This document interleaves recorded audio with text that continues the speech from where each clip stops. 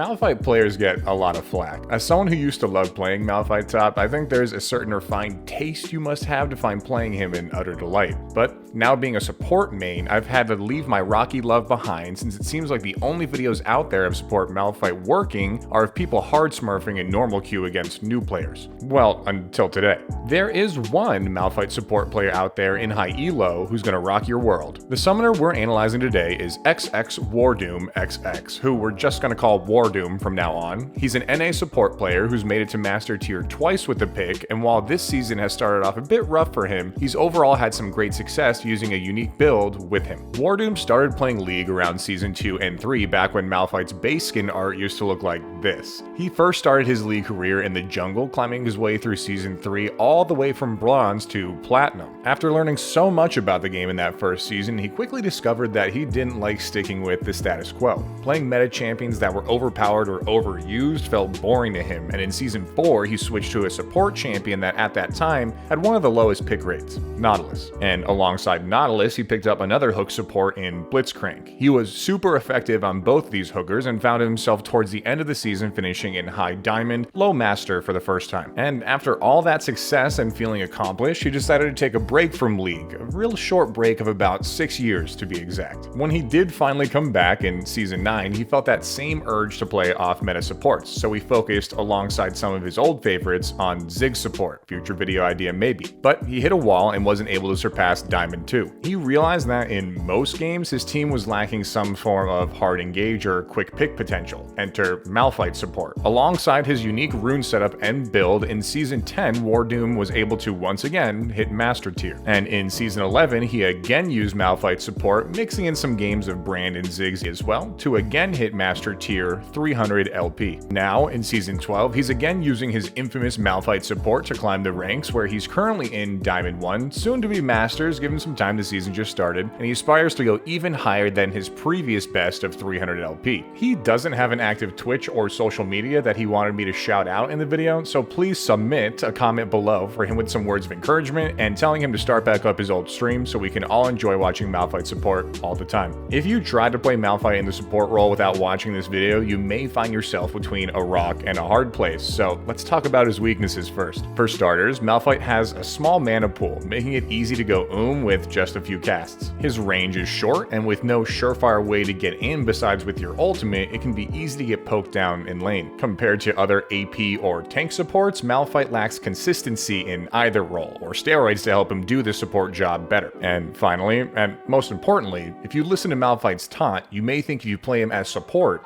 you will lose. But even with all of these potential problems, Wardoom has found a way to make it work.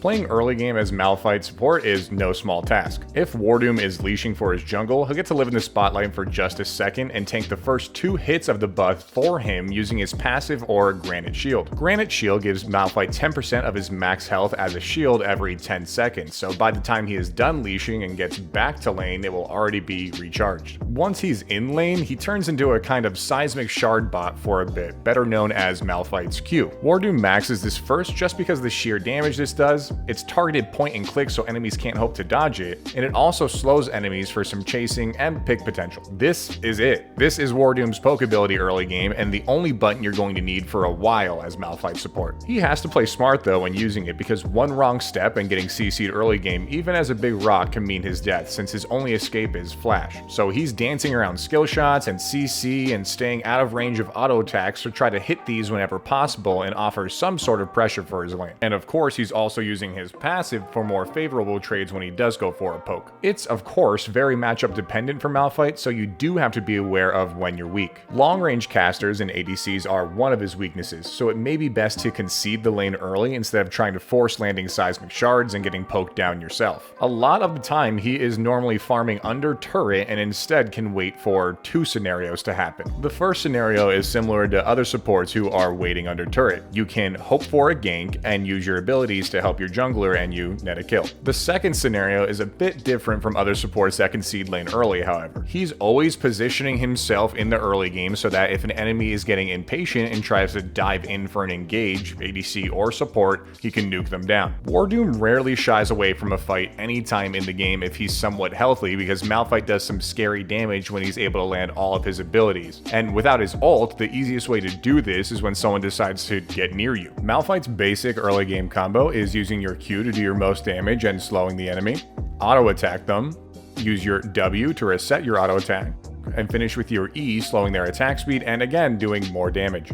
You may have noticed on screen as well that during that combo, Wardoom also procced Electrocute, and that's because he brings Electrocute as his keystone every game. With just that basic combo we talked about previously and Electrocute, Malphite does upwards of 520 damage at level 3 with Ignite. Most ADCs at level 3 maybe have around 700 HP, so you can effectively do 2/3 of a squishy target's health or even half of a tanky target's health with no problem. Most other casual Malphite supports bring Comet for some extra poke damage, but Wardoom tells me that he prefers Electrocute because Comet really ends up falling off into the later stages of the game, and this Malphite support build is all about murdering squishies and scaling into the late game. There are some matchups where you don't have to rely on enemy aggression or waiting for your jungler to gank though. If Wardoom has on his dancing shoes to avoid skill shots and damage, has good spacing, and uses his passive effectively to mitigate poke even more, he can find himself in an advantageous position against tanky or non-healing supports thanks to all of his seismic shard poke. When that happens, if he's playing with an ADC with hard CC or he has flash up, he can again completely decimate the low enemy's health bar once again. But this is the ideal situation. Most of the time Wardoom is dancing around, staying alive and waiting for level 6 for the real games to begin. At level 6, of course, he levels up his ult or unstoppable force. No introduction is needed here. This is what makes Malphite support a terror even if you completely inted early game. And if you didn't and have managed to get a lead or stay even, you can legitimately 100-0 the tiny weaklings on the enemy team. If you're having a hard time understanding what this should look like, I made a quick dramatization of what the game should imitate from this point on.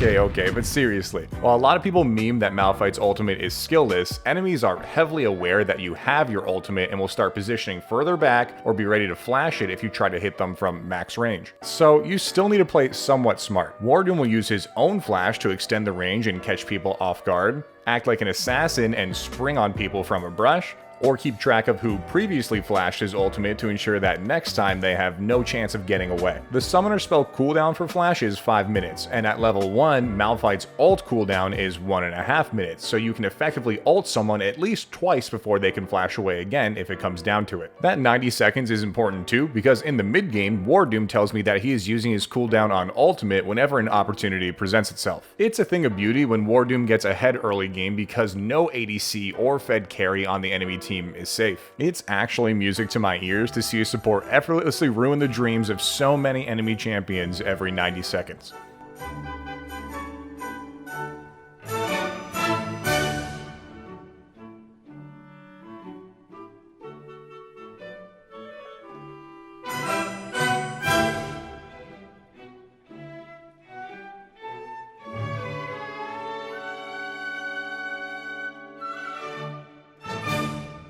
He really aims to set the tempo of the games with his ultimates. When he's not thwomping squishies into the nether realm though, he doesn't forget his supportly duties and makes sure to ward around the map for solid vision without putting himself into pickable positions, which will then in turn set him up for more successful ults in the future. He's really careful throughout the mid game. This isn't a tank build at all. You are a scaling, burst, assassin, rock thing who will get assassinated quickly yourself if you're not careful. It's because of that he builds Zhonya's first every game. Every stat that Zhonya's gives gives scales immaculately well with Malphite, and since he's consistently putting himself into compromising positions with his ult, it's a no-brainer to build first. Also important in his build is Rocket Belt. With so many people building Crown and Banshees against a Malphite in general, Rocket Belt ends up being an easy choice to help mitigate some of those woes. Beyond just popping shields though, Rocket Belt also adds another form of movement and damage into his full ultimate combo, which looks like this. Wardoom will ult, knocking up an enemy or enemies, immediately use his Q on the priority target,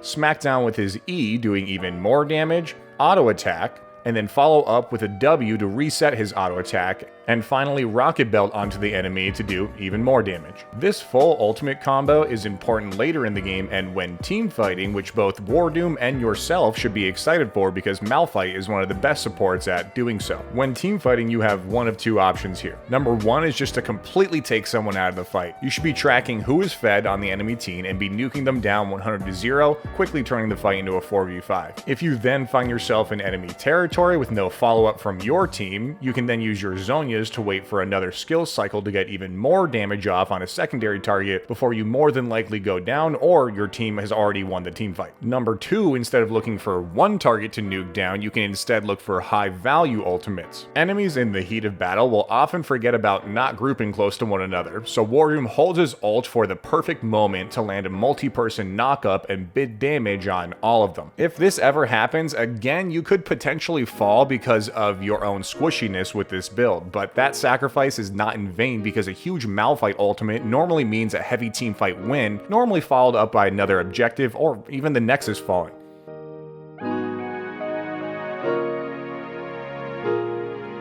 For his build, he starts every game with a Relic Shield. From there, he rushes his Zhonya's along the way, building his level 1 boots. Once Zhonya's is finished, he'll complete his boots, always getting Sork Shoes. From there, he builds his mythic item, Hextech Rocket Belt. Next, he pretty much always builds a Morellonomicon. If he's against a healing lane like Soraka, he could have built an Oblivion Orb much earlier as well. Some other items that could slot in well here are a Void Staff or even a Rabadon's Death Cap if you're very far ahead, but Wardoom's games don't typically go that long. If the game does go long or he needs some more oomph in his build, he'll buy an Elixir of Sorcery. And for his 6th item, like a good support does, he's buying Control Wards and maybe a Ward Stone if the game goes very late.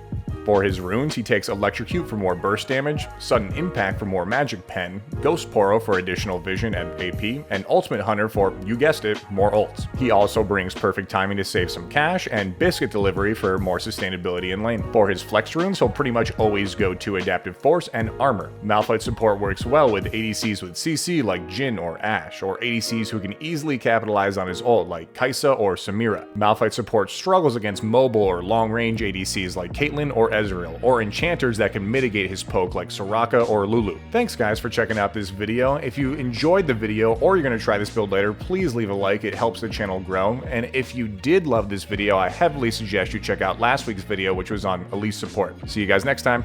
Peace.